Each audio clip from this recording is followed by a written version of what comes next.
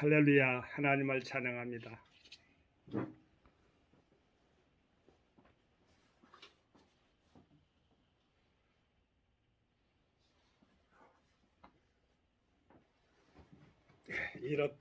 일어섰다가 앉았습니다. 겸손을 표시입니다. 제가 에레미야서 18장 6절의 말씀을 봉독하고 여러분과 함께 하나님 말씀으로의 대화 이어가도록 하겠습니다. 봉독해 올리겠습니다. 나 여호와가 이르노라. 이스라엘 족속아, 이 토기장이여 하는 것 같이 내가 능히 너희에게 행하지 못하겠느냐? 이스라엘 족속아, 진흙이 토기장이의 손에 있음 같이 너희가 내 손에 있느니라. 아멘. 아멘입니다. 농로를 가지고 이렇게 도공이 토기를 이렇게 빚는 것을 제가 경기도 광주죠. 이천 그 지역에서 도자기 축제가 있었어요.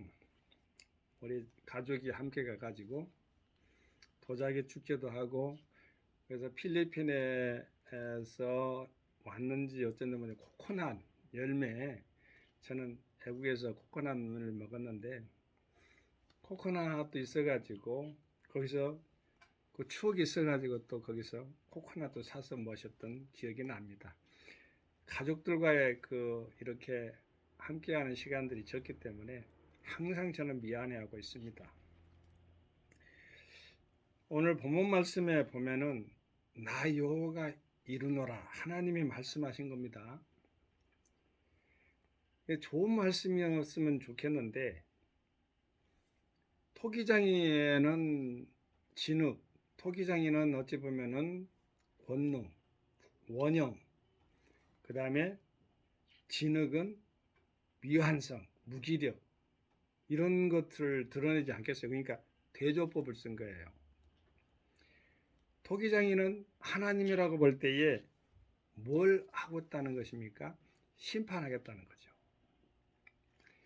그런데 역설적으로 이 본문 말씀을 우리 가운데 내 안에서 잘 받아들이면 온영으로 회복되는 역사가 일어나는 것이에요.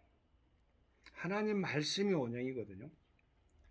하나님 말씀을 삼가 듣고 지키고 행하는 자가 복이 있다고 하잖아요. 그렇게 되는 그러한 복이 임하게 되기를 바랍니다. 남유다에 있어가지고 예레미야 선지자가 북이스라엘은 이미 200년 전에 망했고요. 남유다라는 그는 풍전등화, 즉 말해서 백척간두예요. 간당간당 할 때에 목이 곱거나, 에레미야서 19장에 보면은 다음 장에 나옵니다만은, 다음 주에 제가 할 것입니다만은, 목이 곧아가지고 아예 하나님 말씀을 듣지 않아가지고 하나님 은혜 가운데서 또 내침을 당하는 그런 말씀이 있습니다. 하나님의 거룩한 말씀은 어미합니다. 반드시 이루어집니다. 우리가 성경에 보면은 부서짐에 대해서 가히 좋아할 사람이 없어요. 이 진흙은 토기장이가 어찌됐든 손아귀 10손가락으로 만들면 만드는 그대로 모양대로 구워지는 거예요. 얘는 말이 없어요. 필요 없어요. 레위기 2장에 보면은, 저는 신학교 다닐 때 우리 귀한 교수님이 계셨는데, 저는 내면 경건 영성에 있어서 잘 배운 것 같아요. 레위기 2장에 보면 소제거든요. 일명 수은제라고도 하고 감사제라고도 해요. 근데 은혜에 있어서 감사의 표현하는 게 수은제라고 해요. 그러면 행위적인 것, 섬김에 대해서 잘 나왔는데 어떻게 섬겨야 되느냐? 레위기 1장에 보면은 하나님께서 그대로 그 내용물에 있어서 어떻게 만들어가 다 나와요. 고운 가루로 기름을, 유황을, 소금을 치고 누룩과 꿀은 버려버리고 완전히 하나님 말씀대로 고운 가루가 돼야 떡이 된다는 것을 이미도 예시해 놓았어요. 그러면 고운 가루가 되려면은 말 그대로 맷돌에 있어가지고 그건 신구약으로 저는 보는데요. 두 짝이잖아요. 갈리고 부서져서 우리의 생각들이 완전히 바스러져야만이 하나님의 떡이 될 수가 있는 거예요. 그것을 가장 잘 표현해 준 것이 바로 십자가입니다.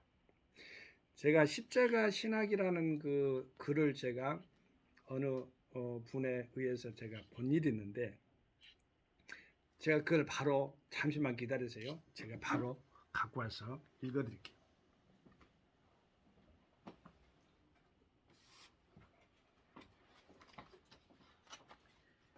제 십자가 신학에 대해서는 루터의 십자가 선교론이라고 했고 김용주 교수님이 총신대 신대원 강사로 이렇게 계시는 분인데 제4회 개혁주의 선교신학회 학술 심포지움 개혁주의 선교신학회 이렇게 나와 있고 이분이 발표한 거예요.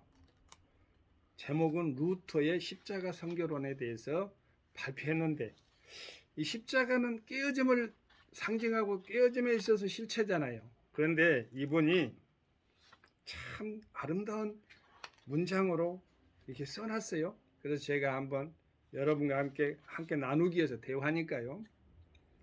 제가 읽어드리겠습니다. 좀 깁니다. 그래도 내용상 잘 듣고 말씀 속에서 이렇게 하나님 말씀에 비추어서 그 십자가를 생각하면서 들어주시게 되길 바랍니다. 십자가 신학은 선교사를 살리는 데 큰 도움이 될 수 있다. 첫째, 선교사에게 십자가의 의미를 분명히 알게 해주기 때문이다. 십자가의 복음을 믿고 구원받은 신자에게 십자가를 면제해 줌을 통해서가 아니라 십자가를 지게 하심을 통하여 도우신다는 이 하나님의 구원 방식을 알을 통하여 선교사는 자신에게 부어지는 여러 가지 고난의 잔들을 기쁨으로 마실 수 있다. 고난을 통하여 자신이 부서지면서 여기 부서지면서가 나왔죠. 부서지면서 하나님의 복음의 능력은 나타날 수 있음을 알기 때문에 자신의 죽음이 곧 영혼들이 하나님께 돌아올 수 있는 기회가 됨을 믿으면서 기뻐할 수가 있다. 여기서 잠시요.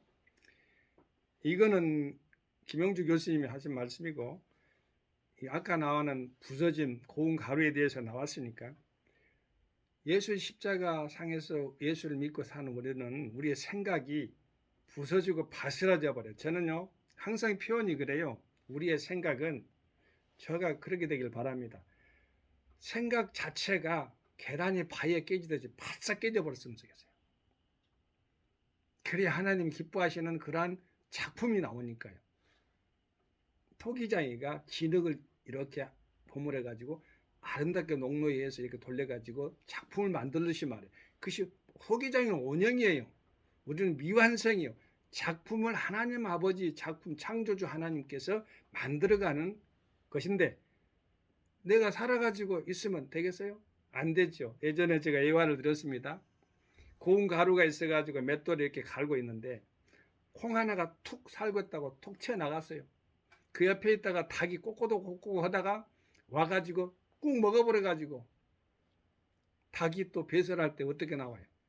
그런데 고운 가루로 이렇게 갈려진 그러한 곡물들은 하나님의 양식이 되잖아요.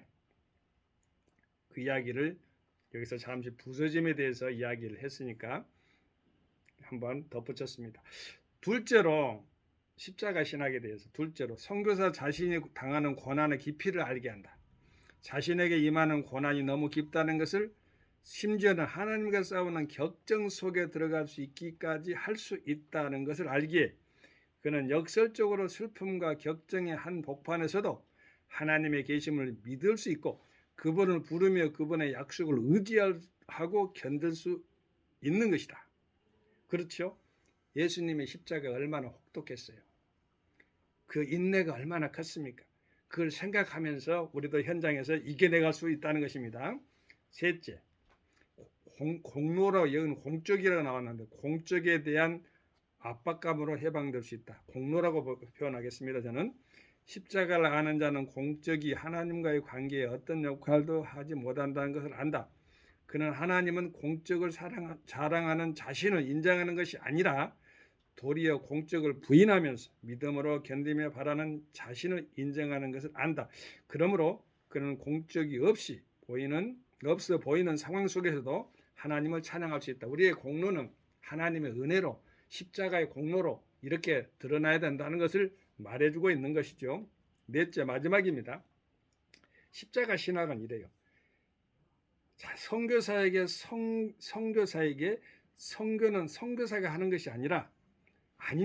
하나님이 하신다는 것을 분명히 알게 해준다. 선교는 하나님이 하신다는 것이 하나님의 선교는 미시오 다이라 하죠. 그게 참 뜻이다. 그래서 선교사는 하나님의 선교 도구일 뿐이다. 그러므로 선교사의 행위에 따라 선교가 결정되지 않는다는 이 진리가 결국 선교사에게 평화를 가져다 줄 것이다. 자, 우리가 억지로 선교하다가 공로를 또 이렇게 자랑하다가 하나님 아버지가 없으면 얼마나 허무해져 버리겠어요. 우리는 그래서 십자가의 그 부서짐에 대해서 알아야만이 여기서 진흙에 대한 의미를 참답게 알 수가 있어요. 여러분, 우리가 만든 재료가 뭡니까? 아담이 바로 흙입니다. 흙. 태초의 사람 아담이 흙이에요. 하나님은 아담을 흙으로 만들었어요. 물론 그 흙의 원재료가 흙입니다만은 하와는 아담의 갈비뼈를 만들었어요. 어찌됐든 하나님은 첫사람을 흙으로 만들었는데 여기 진흙이 나오잖아요. 누구의 손에 있다는 거예요? 토기장의 손에 있다는 거예요. 여러분, 여기서 심판만 있습니까? 하나님 아버지가 우리를 향해서 고침을 받아라. 너희는 내 손 안에 있느니라. 어떤 이방의 종교가 무슨 내 손 안에 있소이다 해가면서 말이죠.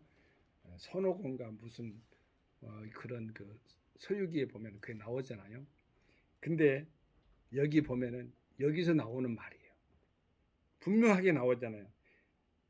에레미야 38장 6절에 보면은 나 여호와가 다시 한번 읽어드릴게요. 잘 들어보세요. 얼마나 분명하고 뚜렷하게 그 일반 소설보다 더 아름답게 형성됐는가 보세요. 서유기보다 더 아름답게 구체적으로 분명하게 밝혀져 있어요. 나 여호와가 이르노라 이스라엘 족속아 이 토기장이 하는 것 같이 내가 능히 너희에게 행하지 못하겠느냐? 능치 못하심이 없는 하나님이 말했던 것이죠. 이스라엘 족속아 진흙이 토기장의 손에 있음 같이 너희가 내 손에 있느니라. 내 손 안에라는 말도 되죠. 주님이니까 내 손에 있느니라. 하나님의 손에 있다는 것이에요. 하나님의 손에 붙들림을 받으면 그것은 바로 완성이에요. 완성. 완전한 권능이고 권위입니다. 하나님의 말씀에 의탁하고 나아가는 하나님의 자녀들이야말로 그래서 행복한 영혼들이라고 하는 것입니다. 우리의 부서짐은요. 십자가에서 부서짐은요. 손해가 아니에요. 왜? 부활의 권능. 예수 십자가의 권능은 부활의 권능의 이름이기 때문에 그런 거예요. 오늘 본문 말씀을 제가 읽으면서 아마 에레미야의 심정도 착잡했을 거예요. 선지자로서. 토기장이는 어떻게 할 줄 알아요. 예전에 도공들이 보면은요. 항상 망치가 옆에 준비되어 있대요. 물론 재료도 준비되어 있겠죠. 근데 조그마한 흠이 나오잖아요. 그러면은 그 분신이기 때문에 우리가 볼 때는 아주 좋고 보물 같은 그러한 입장에 아주 그냥 좋은 작품이 나왔어요. 그런데도 그걸 가지고 도공은 그 나와 있는 그 작품을 두말 없이 그냥 옆에서 바삭 깨버린답니다. 우리 하나님도 그럴 거예요. 가장 아름답게 가장 좋은 것으로 보존되기를 원하시는 분이실 거예요. 그렇기 때문에 우리에게 소망이 있는 거예요. 우리 하나님은 우리를 다시 거듭나게 해서 꿈과 비전을 가진 사람에게는 반드시 그것이 싹나게 해가지고 줄기 열리고 이파리 나고 무성해져서 열매가 주렁주렁 30배, 60배, 100배로 흔들림이 없이 아름답게 차고 넘치게 열리게 결실하게 하실 것입니다. 사랑하는 주의 형제자매님 여러분, 우리 주님이 토기장이랍니다. 근데 우리는 겸손해야 됩니다. 진흙은 겸손의 상징입니다. 온유의 상징입니다. 우리의 원재료가 그렇습니다. 우리 하나님을 기쁘게 해드리는 나날들이 되기를 주 예수님 이름 의지하여 하나님을 찬양합니다. 성교 샬롬. 아멘.